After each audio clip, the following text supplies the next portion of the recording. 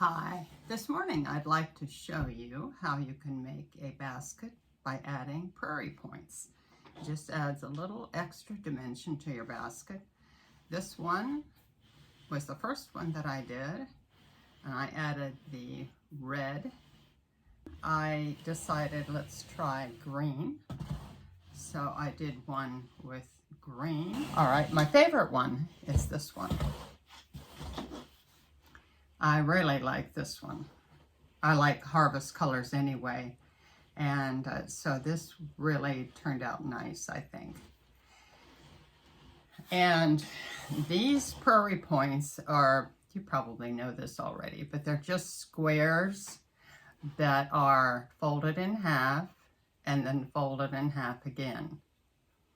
Now, the red one and the brown one, I used 2.5 inch squares, and then for the green one, I used a 3.5 inch square, which I think was a little large. Okay, now you're probably thinking, okay, so what about if I go to add these and then I decided I don't like the placement?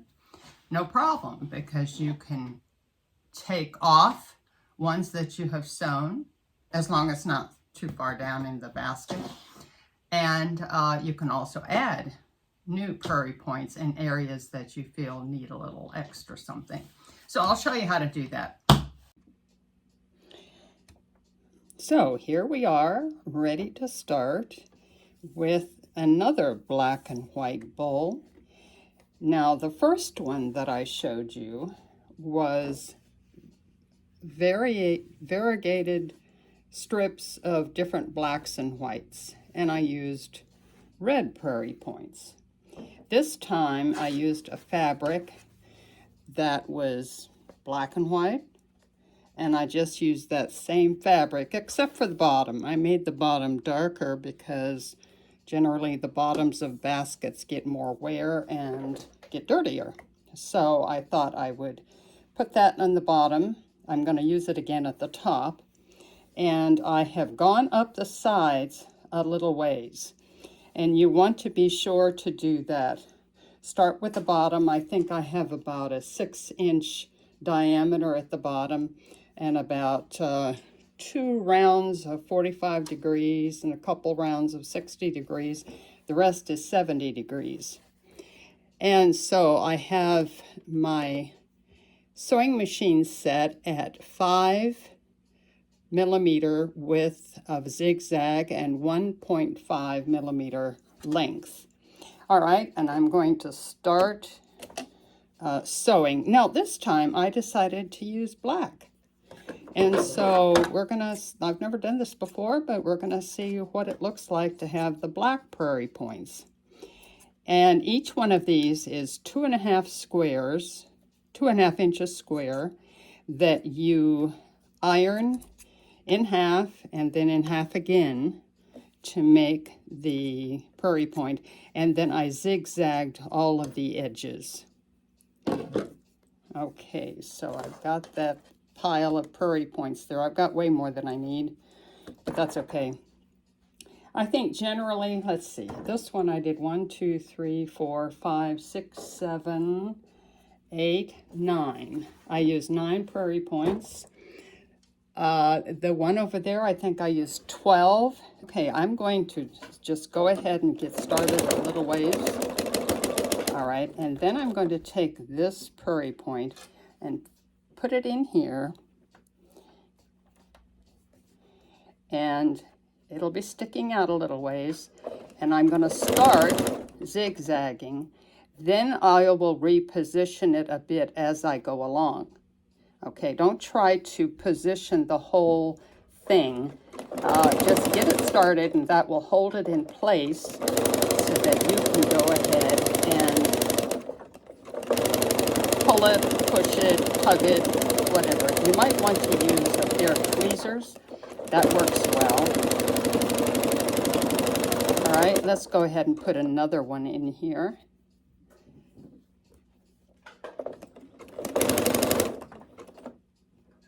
Now there'll be some fabric that'll show on the inside. And generally, it's not enough to worry about. So, one thing I have done is, like with the black and white one, I took a magic marker, a permanent magic marker, after I was done, and I marked the inside, the little pieces of red that were showing. I marked the inside, and to kind of cover up the red, but actually it's no big deal. I'm using a Janome Memory Craft 6600, and I tell you what, this is a real workhorse, and I certainly do work it to death. Let me tell you, it's time for a tune-up. I apologize for it being so noisy, but I am scheduled to give it a tune-up here in November. Okay, so I look around. Yeah, this is a good place for one, so I'm going to put a pin here so that when I come to this point, I'll remind myself it's time to put in a new prairie point. Now you're probably wondering, what if I don't like the placement? What if I decide I don't like it there? Don't worry. In fact, I have a basket that I need to make some adjustments, and so I will show you what to do about that. If you have placed a prairie point and you feel like it's just not in the right spot.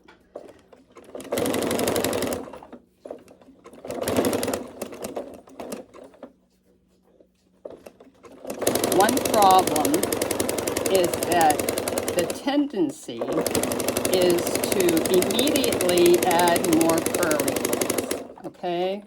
So I could add one right about here. I think I will.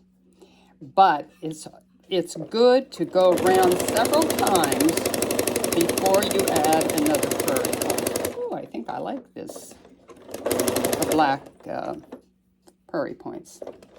Now, if I had known when I started this basket that I was going to use black prairie points, I would have started with black thread. But at that time, I thought I was going to use red, and so I chose white. Red and black might have been better anyway. But, so that means that there's some white showing at the top of the black prairie. But I'm not going to worry about that, and I guess I could take a magic marker and cover that up. Who knows? So let me go around a few rolls here, around here, and see how this looks.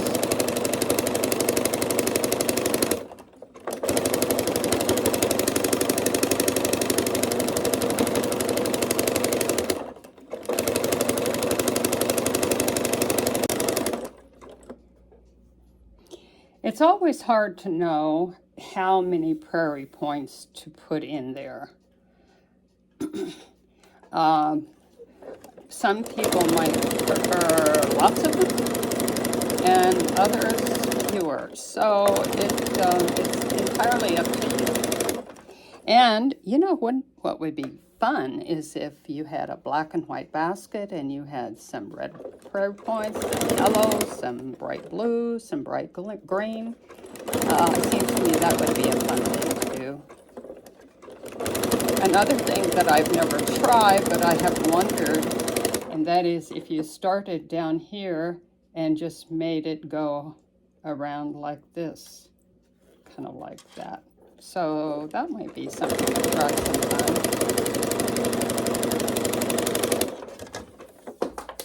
Oh, okay. I'm about to the end of my wrapped rope, so that's good. Okay, now I'm switched to a different basket because I want to show you something. This is my point of reference, so this is where I'm going to stop the basket, but I have this one in the way, and I'm going to coil it around like this, glue it, and add a button So I don't want this one. I'd rather not have that one, but I have to decide, can I reach that with my sewing machine? And I can see right here where that spot is. So I'm gonna go in there and see if I can reach it. And yes, sure enough, I can. So that means I can remove it. So we're gonna remove these two. And I'm just gonna take my handy dandy little, there we go.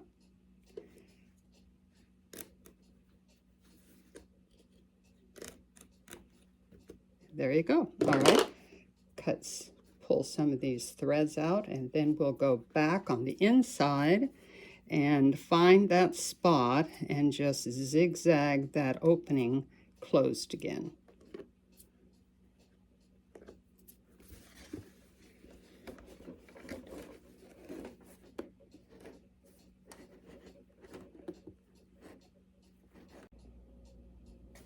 I've tried twice to get this one that's further down, and I've had trouble with tension.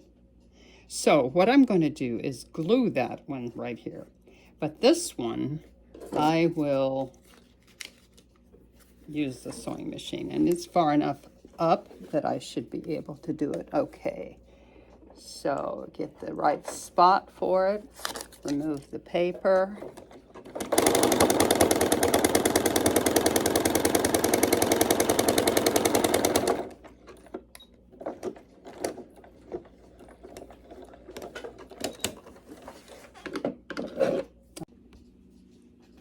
I'm going now you can use the very same method if you want to add a prairie point. And after taking those two out, I wanted to add this one. Like unfortunately, my camera wasn't filming, so I'm not going to do it again. But anyway, you just cut a slit, stick that in there. Okay, now I'm going to do the ending, whatever you want to call it. And so I'm going to have something like this that I will pin and put into place. And then I have covered a button to put there, but I don't like the button. This is a looser weave fabric, and so the shininess of the button shines through. So I'm going to go downstairs and take another button. I get them in bulk.